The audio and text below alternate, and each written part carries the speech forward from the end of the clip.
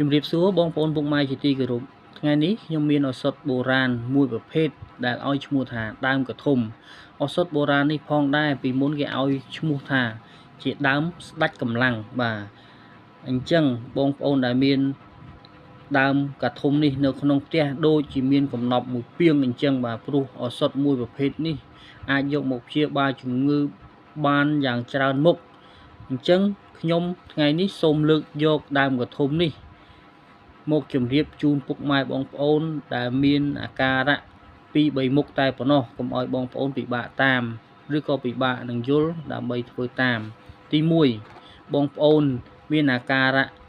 ឈឺចុកដៃចុកជើងឈឺខ្នងឈឺចង្កេះពិបាកនឹងសម្រានបងប្អូនគ្រាន់តែ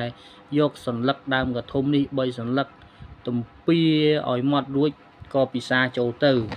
ទី2បងប្អូនដែលហើមដៃហើមជើងតែលើសជាតិស្ករលើសជាតិអីហ្នឹងបងប្អូនក៏យកសន្លឹកដើមកធំនេះមកពិសាហើយនឹងបានធូរស្បើយផងដែរ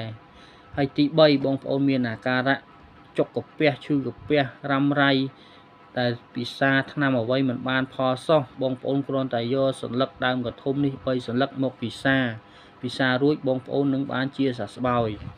ហើយមួយទៀតបងប្អូនដែលអស់កម្លាំងពិបាករកអ្វីមកពិសាឲ្យមានកម្លាំងបងប្អូនគ្រាន់តែយកសន្លឹកដើមកធំនេះមកពិសានឹងមានកម្លាំងដូចបំណងហើយជាពិសេសបងដែលមានតម្រូវការអាការៈពេលរាត្រីខ្សោយទុនលហេតុលហៈមិនងើបមិនឡើងមិនស្ទុះមិនស្ទាអញ្ចឹងបងប្អូនគ្រាន់តែយកដើមកធំនេះយកមកពិសាយកមកទទួលទានបងប្អូននឹងបានដូចបំណងពេលរាត្រីនឹងស្ទុះស្ទាដូចក្មេងអាយុ18ឡើងវិញអញ្ចឹងបើបងប្អូនមានដើមកធំនេះមួយដើម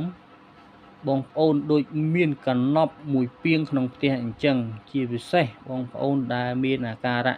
ទុនជ្រាយលហិតលហៃអីហ្នឹងបងប្អូនគ្រាន់តែពិសាដូចខ្ញុំជម្រាបហ្នឹងទៅគឺបានផលភ្លាមអញ្ចឹងជាចុងក្រោយខ្ញុំសូមជូនពរពុកម៉ែបងប្អូនឲ្យមានសុខភាពល្អទាំងអស់គ្នាទៅណាមកណាជួបតែសេចក្តីសុខសេចក្តីចម្រើនបាទអញ្ចឹងខ្ញុំសូមជម្រាបជូនតែប៉ុណ្្នឹងសិន